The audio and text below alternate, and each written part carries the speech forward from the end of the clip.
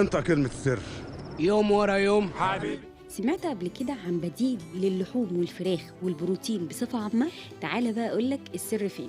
عيش الغراب أو اللي بنسميه عندنا المشروم، وده نوع مهم جدا جدا من الخضار اللي فوائده الصحية كبيرة جدا. قبل أي حاجة ليه أهمية كبيرة في صحة جسمنا، زي إنه مضاد للأكسدة اللي ليها دور كبير جدا في معالجة السرطان بأنواعه.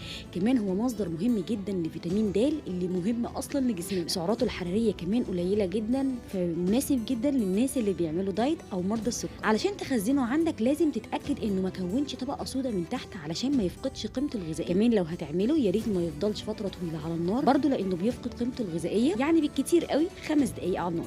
فيا ريت من هنا ورايح تدخله ضمن اكلك، والاهم من كده انك تقدر تعمل بيه اكتر من وصفه سهله ومفيده. ولو عايز تخزنه يقعد معاك فتره طويله من غير ما يفقد قيمته، هات المشروم الفريش وابدا انك تشوحه على الجريل، وبعد ما يبرد نحطه في اكياس، وتتاكد انك فرغت الكيس كويس قوي من الهواء، وبعد كده حطه في الفريزر. مهم كمان نعرف ان بدايل اللحوم والفراخ كتير جدا وبنقول عليهم بروتين نباتي، اشهرها المشروم، واغلب البقوليات زي العدس، الحمص، وكمان زبده فول السوداني. وبكده تكون خلصت معلومه النهارده. استنونا في حلقه اقوى بكتير، وسلام عليكم.